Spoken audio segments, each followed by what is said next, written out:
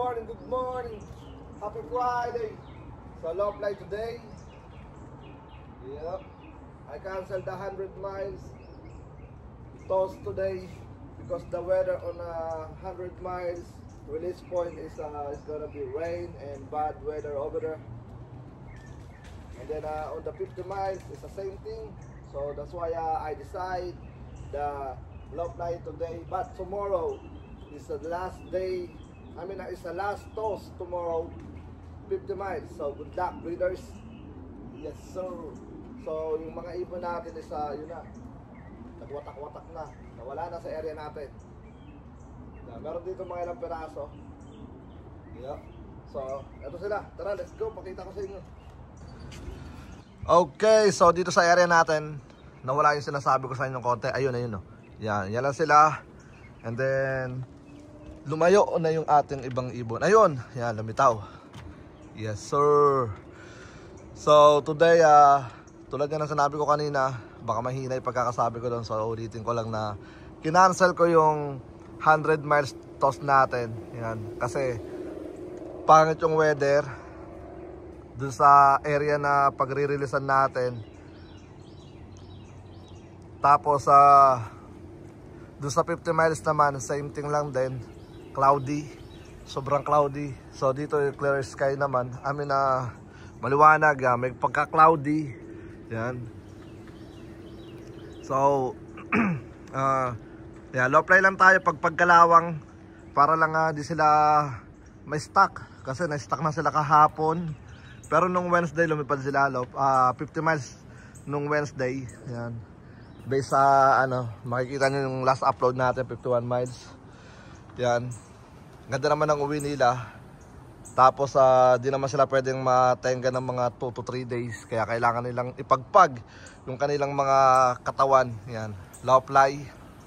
Yan. 6:20 ng umaga. Maya maya open ko na yung natin, yung ating tawag dito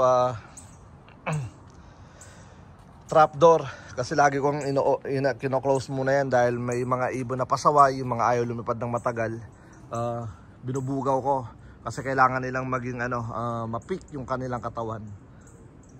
So na-cancel nga yung 100 miles natin, but yung 50 miles natin kailangan natin ma-short tosses yung mga ibon sa 50 miles, at least 50 miles. Yan. Ayan, yung mga ibon lumayo na naman. Yan. Isa sa mga good sign yan na ready to go yung mga ibon natin. Yan. Ayun, may mga nagsusulo. So Monday magkakaroon tayo ng magandang race Monday, working race Monday. Yan. Bakit? Kasi all the way right shoulder siya. No, right shoulder, left shoulder. Teka lang. Yeah, right shoulder siya. Tatamaan sila sa right shoulder all the way pa uwi rito. Yan.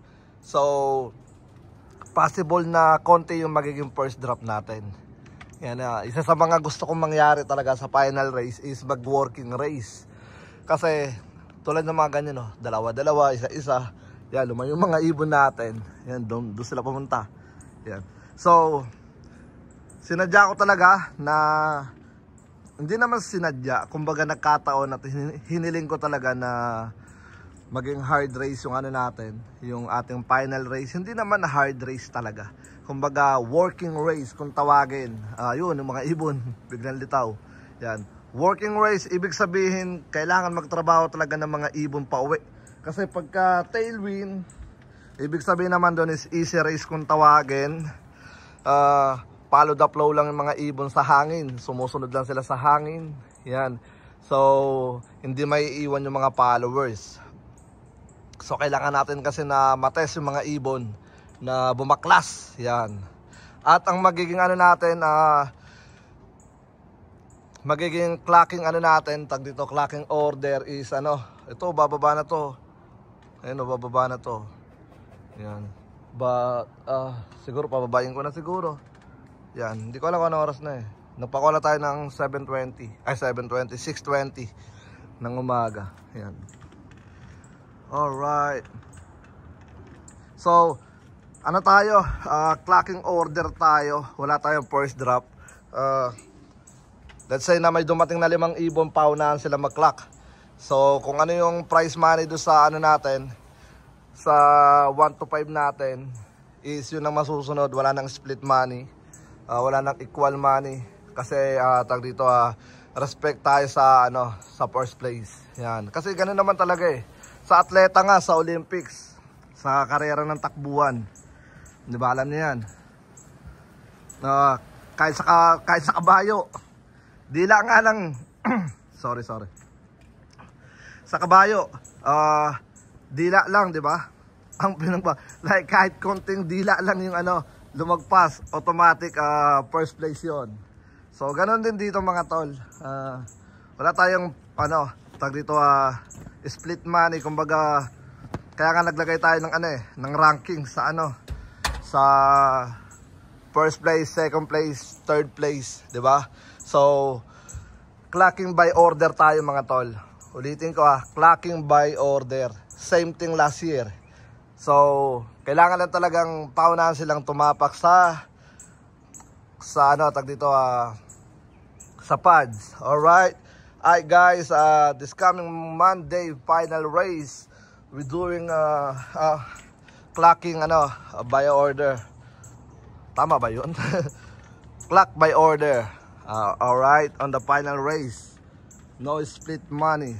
Just follow the ano, tag dito the ranking. Yan. I mean ranking, tama ba yun? Basta yun na yun. Clock by order, guys. So good luck. Yes sir. So ayun na nga sinasabi ko. Nagka-cloudy, ganyan siya, cloudy, but maliwanag siya. Kaya di ko tinuloy yung 100 miles natin dahil delikado, baka magkaubusan pa sa final race. Alright, so kaya ginawa ko yan, kinancel. Para sa akin sa good decision yan. Kasi meron pa tayong ano, open ko na nga to, baka ano yan, open na natin ang ating trapdoor para makita na ng mga warriors natin na open ang pinto. Pwede na silang bumaba. Pagkalawang lang naman tayo. Boom. Alright, so balik ako. Time check, 6:50 ng umaga. Yan. So ito yung mga ibon natin, yan. Nagkawatak-watak sila. Yan. So gagawin ko is, open ko na yung ano natin. Pero maliwanag naman mga tol. Pagkalawang lang yan. At saka lumayo pa nga yung mga ibon natin. So it's a good sign na healthy yung mga ibon natin at ayaw pang bumaba. Alright, so open ko na yung ano natin. Na-open ko na yung ating trapdoor. And then kukuha muna tayo ng kape at babalik tayo mamaya-maya. Yan. Alright, good luck breeders. I don't know where's the birds now. Nagala sila eh. Yan. Babagsak pa naman yung ulan dito, ano pa, hapon pa. Yeah, pero sa ibang area umuulan na. Pero malayo sa amin. Alright, so yeah, good luck at ano, tag dito ang mga ibon. Ewan ko nasan yung isang grupong malaki. Yeah, good luck and then yeah, balik ako. Itim grabe, biglang dumilim. Tapos nawala yung mga ibon, ito lang umiikot sa atin Wala pang 10 yata yan. 2, 4, 6, 8, 10, 11, 12. Mayroong isang sume-separate. Grabe, biglang nawala yung mga ibon. Yan. Halos ano na, 20 minutes. Grabe, nasan sila? Mukhang uulan na yata Nako naman loko-loko talaga ng weather natin. Sabi mamaya pa, pero madilim lang naman. So tingnan natin kung bubuhos yung ulan. But yeah, worry kaunti. But kailangan kasi ng ibon mapagpag Yeah, wala rito yung mga ibon. Konti lang tong umiikot dito. So balik ako mamaya kapag lumitaw na yung mga ibon natin. Sana biglang lumitaw na. Alright, baba na kayo. Huwag na kayo magpasaway. Grabe, biglang dilim. But good news yan dahil mga ibon is ready to go. Yan, pampalakas loob lang. Okay, so time check muna tayo mga tol. Yan, wala na lumilipad sa labas. Time check is 8:03 ng umaga. So 195 pa lang yung nagka-clock. Hindi ko alam kung nasan yung dalawa. Gagawin natin is nagpakain tayo. Yan, mga ibon, nandun yung iba. So ipapadaan ko sila rito. Baka lang may nakalusot. To be make sure lang yan. Padadaan natin yung mga ibon dyan, reclocking. Kumbaga, na-redo it na dumaan sila dyan. Medyo hindi ko alam kung lumilipad pa sila or somewhere or ano man yung nangyari sa mga warriors. Yan. Yep. Kakapasok lang ng mga ibon. And then nag-decide ako na paikutin sila dyan pero pakainin ko muna. Yep, dalawa na lang. So possible na gumala or nandito na sila, hindi na sila nakapag-clock. So tingnan natin. Alright, so yeah, tapusin ko lang sila kumain tapos i-reclocking ko sila. Ay! Okay, so tara, let's go. Kakatapos lang nila kumain. Tingnan natin kung may tutunog. Sana meron. Ayan. So ganito ginagawa ko. Ayan. Yup, tapos babalikan sila dyan. Pato natin to para walang pumasok sa kabila. Wala na yan, oy. Sinisip ito, pati yung powder, ha. Alright. So, palabasin ko lang muna. Madali lang na mapapasok na kasi control ko na itong mga to, eh. Para lang tayo nagpapastol. Come on, come on. Oh, tama na yan. Para lang tayo nagpapastol ng mga warriors natin. Dali, dali. Alright.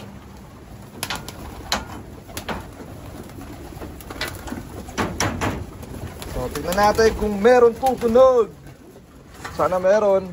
Kasi wala akong nakikita lumilipad na dalawa. Yan. Tapos, buksan natin yung pinto. Para alam nila, kakain ulit sila. Pakinggan nyo lang, ha. Habang nagpapastol tayo ng mga warriors. Come on! Kalamay toot!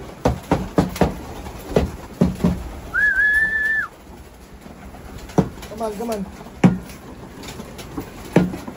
Come on! Pag wala eh, may abangan tayong dalawa. Dun, dun, dun, dun. Oh, ayaw pang isa. Yan. Come on, come on. Ganyan lang tayo magpastol mga tol. Yan.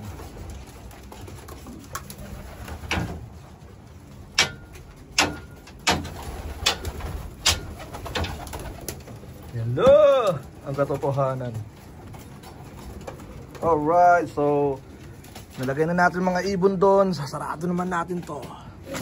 Pagka nasarado na natin yan, gagawin ko naman is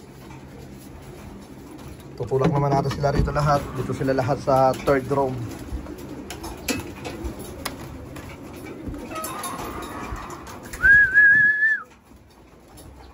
Okay, so dalawa pa yata kulang at wala pa ako naririnig tumutunog. Come on.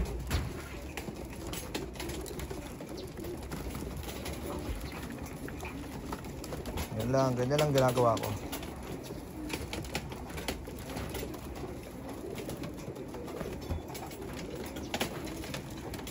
Yup, wala yata tumunog mga tol. So ibig sabihin na all good sa mga ibon na nandito. Kulang tayo ng dalawa. Wala akong magagawa kundi hintayin natin sila.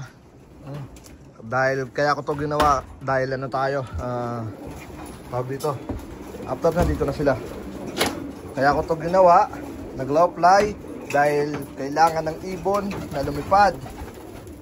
Yan, dahil pag natainga sila, sure akong ihingali sila sa liparan. Isa yan sa mga method natin. Alright, so still 195. So kulang tayo ng dalawa. Let's go. What hintayin natin? Pastol ko lang sila papunta doon lahat. Let's go. Okay, so nandito na yung dalawang hinihintay natin. Yan, so gagawin ko magbibigay na ulit tayo ng pagkain sa mga warriors natin. Yan, napakain ko na yung mga yon. And then hinaya ko sila magtusawa. Tapos nagsawa sila. Yan na. Ay gago, hindi pa pala bukas ng ito. Yan sila. Tignan nyo. Parang di nabubusok ang mga halimaw natin. Ayan. Malakas. Saka sa mga warriors natin. Busog na yung mga yan, ha. Pakita ko sa inyo yung mga butsi na mga yan. Yan. Pero ito yung kasi yung mga sign na gusto kong makita sa mga ibon. Tsaka maganda rito, yan, oh. Pag puno sila ron, hanap sila pwesto, hanap sila dyan. Yung mga ibon natin. Yan. Busog na yung mga yan, eh. Nagbigay lang tayo ng ano, sa mga hindi nabubusog na warriors. Nag-separate na siya. Ayan, busog na kasi, oh. Ayan. So, yeah. Maganda dyan. Hanap sila pwesto. Ayan, hanap sila pwesto na magiging komportable sila. Ganyan lang tayo. Silipin natin yung isang red bar nandun. Grabe, isang oras yung ano, nilipal. Shoutout kay Pader. Tsaka kay Randolph, Alabama. Isang oras, so siguro magparis yung dalawa na yan. Headcock kasi. Sabay silang bumalik. Naggala pa yung mga ano, inayupak. Alright. Kasi oh, yari ka sa amo mo, boy. Pagod ka, no? Yari ka bukas. 50 miles, pinagod mo sarili mo. Yan. Pero di sila nabubusog, no? Mukhang di pa gutom, eh. Pero kumain na sila, eh. Nag-ano na sila, eh. Tag dito, nag-buffet na sila ron. Dali.